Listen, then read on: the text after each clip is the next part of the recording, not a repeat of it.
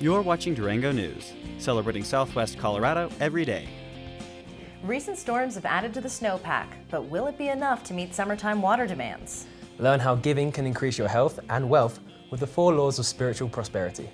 May 4th is Star Wars Day. Who's your favorite Star Wars character? Durango TV hits the streets with Spill It to find out. I'm Ashley Dixon. And I'm Jordan Alexander. Thanks for joining us for this edition of Durango News.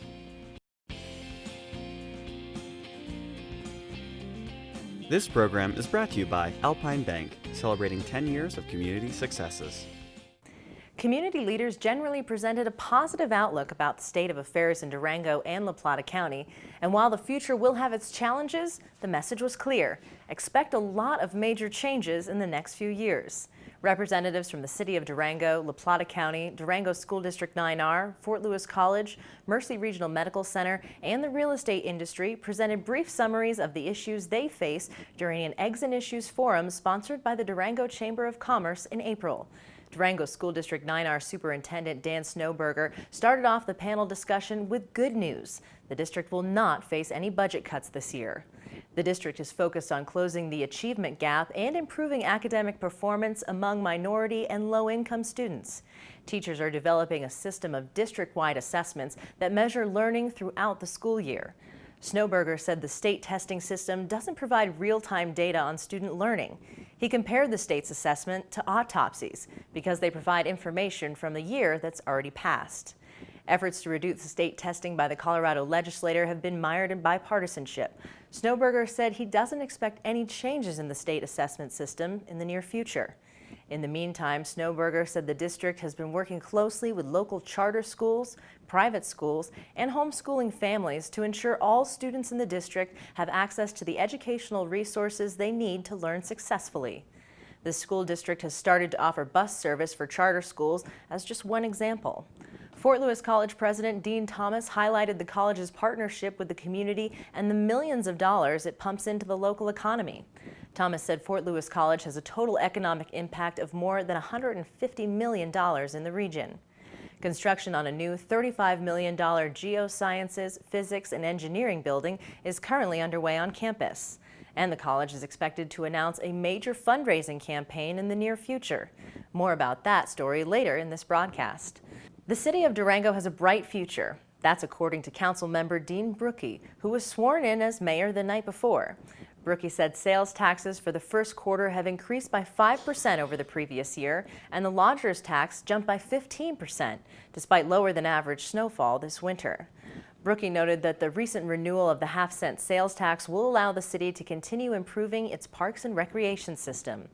And the city has a number of major projects on the horizon, including a study of North Main Avenue to make the corridor more pedestrian and commercial friendly, evaluation of a new sewer plant location, construction and financing on a new airport terminal, and an affordable housing study.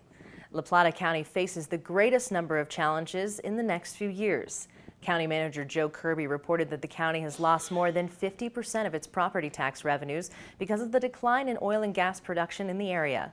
The City Finance Committee has presented the county commissioners with 6 scenarios to raise revenues and cut costs. Options include delaying capital construction projects, raising property taxes, and raising the county sales tax. In the meantime, the county will be relocating a number of departments to the new building in the next few months to make room for a new federal courthouse in the existing courthouse. The county commissioners' administrative offices, finance, and assessors' offices will be moved into the newly remodeled Vectra Bank building this summer, and planning, building, and human services are expected to move to the Durango Tech Center later this year. The courthouse remodel will include 1 new federal court and a new district court. Those are expected to be completed by the first of the year. Tom Gessel, Chief Executive Officer with the Mercy Regional Medical Center, reported that healthcare services in the region are robust and healthy. Mercy added primary health care centers at Horse Gulch and Bayfield, and Access recently opened the La Plata Integrated Health Care Center next door to the Durango Public Library. Gessel said he hopes to form more partnerships with regional healthcare institutions to address fragmentation in healthcare.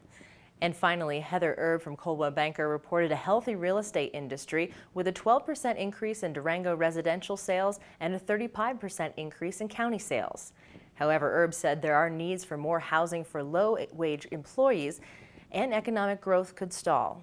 Commercial development proposed for Three Springs could add as many as 600 new employees to the community.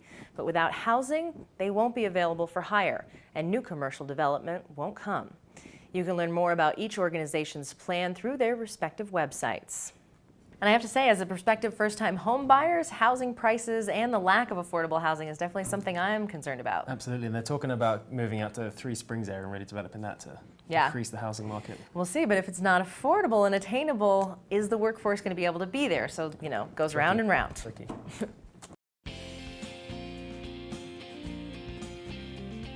This program is brought to you by Alpine Bank, celebrating 10 years of community successes.